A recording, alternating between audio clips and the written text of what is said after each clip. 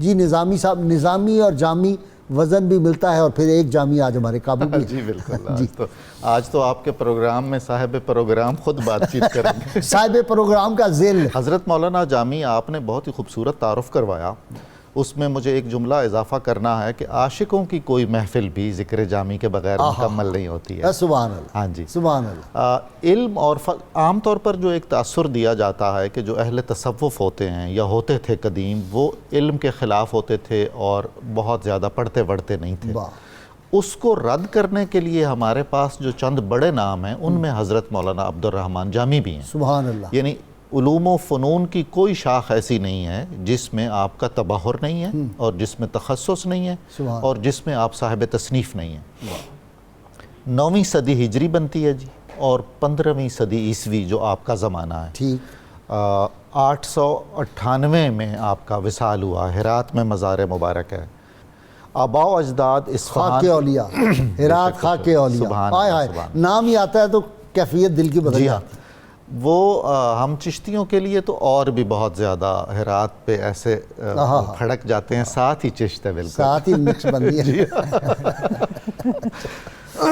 تو آباء و اجداد اصفہان کے تھے.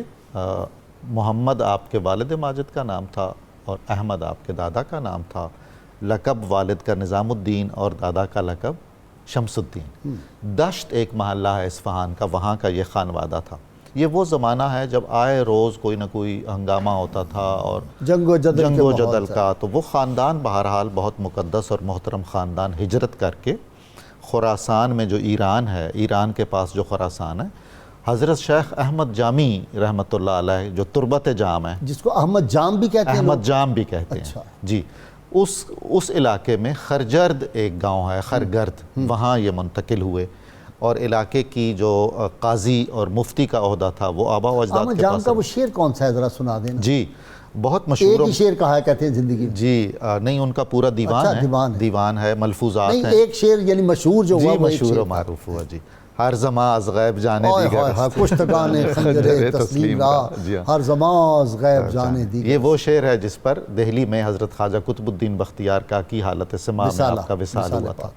اس سے اندازہ ہوتا ہے کہ خود حضرت مولانا جامی نے جو اپنا تخلص جامی رکھا ہے وہ بھی اسی مناسبت سے احمد جام رحمۃ اللہ علیہ. اور حضرت احمد جام کی خانقاہ اور آپ کے خانوادے کا جو کر و فر ہے اور جاہ و جلال ہے اور عزت و وجاہت ہے وہ آج بھی قائم ہے. ٹھیک. آپ کے والد بھی اگرچہ قاضی تھے اور مفتی تھے.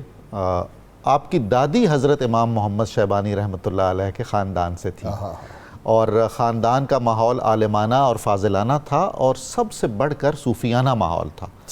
اور پورے خاندان میں یہ ہوتا تھا کہ جہاں کہیں بھی اولیاء کرام کا ذکر آتا تھا یا معزز ہستیاں بزرگ درویش آتے تھے ان کی زیارت کی جاتی تھی. پھر وہ سارا خطہ اس زمانے میں خصوصاً نقشبندی خاندان کا بہت ہی عروج تھا. ٹھیک. وہ سارے مشائخ جو ماوراء النہر کے تھے ان کا اس خراسان میں بھی آنا جانا تھا. خود حضرت مولانا جامی فرماتے ہیں کہ میرے والد نے مجھے کندھوں پہ اٹھا کے بہت اہتمام سے حضرت خواجہ پارسا کی زیارت کروائی تھی. اور وہ فرماتے ہیں کہ آج جب میں یہ لکھ رہا ہوں تو 60 برس ہو گئے ہیں اس زیارت کو، ابھی لکھتے ہوئے مجھے وہ حلاوت، وہ برکت اور وہ سعادت محسوس ہو رہی ہے صرف حضرت خواجہ محمد پارسا کی زیارت کو. اس کا اتنا اثر تھا. پھر والد چونکہ درویش منش بھی تھے تو سارے دراویش ان کے ہاں بھی آتے تھے، ان کے گھر میں بھی رہتے تھے. فخر الدین لورستانی جن کا آپ نے ذکر کیا ہے فرماتے ہیں کہ وہ آتے تھے اور ظاہر ہے ہمارے ایک طرح سے چچا بھی تھے، والد کے جو دوست تھے. تو مجھے ان سے بہت فیض ہوا اور وہ انگلیوں سے ہوا میں مختلف الفاظ لکھتے تھے. علی، عمر، عثمان، اور میں چھوٹا سا تھا، مجھے کہتے تھے دیکھو میں کیا لکھ رہا ہوں تو میں بتا دیتا تھا. تو فرماتے تھے کہ اس بچے کو اللہ تعالیٰ علم عطا فرمائے گا، اللہ تعالیٰ اس کو فضل عطا فرمائے گا اور اللہ تعالیٰ اسے تصوف کی دولت سے مالا مال کرے گا. اتنی زیادہ آپ کے پاس یعنی توجہات بزرگوں کی اور ان کا فیض تھا. اتنے بڑے بڑے بزرگوں کے پاس کیسے لوگ تھے. ایک لمحہ یک زمانہ صحبت باولیاء بہترات صد سالہ طاعت بیریا.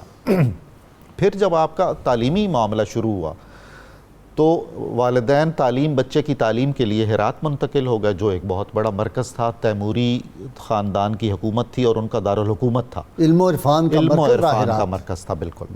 بلکہ ہرات کی تاریخ پر کئی کتابیں لکھی گئی ہیں، اور ایک کتاب تو تاریخ مزارات ہرات لکھی گئی ہے، یعنی اتنے علماء، اتنے مشائخ اور اتنے فنکار وہاں اسی دفن کہتے ہیں نا کہ جو ہے غزنی جائے اولیاء اور ہرات خاک اولیاء. بے شک و شبہ. اللہ ایسا ہی ہے جی، بالکل. بڑے بڑے علامہ اقبال ایسے نہیں روتے رہے جا کے اس زمین پہ. پھر غازی صاحب کمال یہ ہے کہ میں نے بہت غور سے دیکھا ہے حضرت مولانا جامی کا جو تعلیمی دورانیہ ہے، یعنی آپ نے مختلف مدارس میں اور مختلف علماء سے استفادہ کیا، اور پھر سمرقند بھی گئے.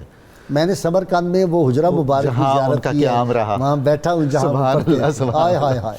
خود مولانا جامی نے اور آپ کے تمام معاصر محققین اور علماء نے اپنی اپنی کتابوں میں لکھا ہے کہ شاید ہی مولانا نے 40 دنوں سے زیادہ کسی سے استفادہ کیا ہو. 40 دن میں اتنے بڑے عظیم الشان عالم سے مستغنی ہو جاتے تھے.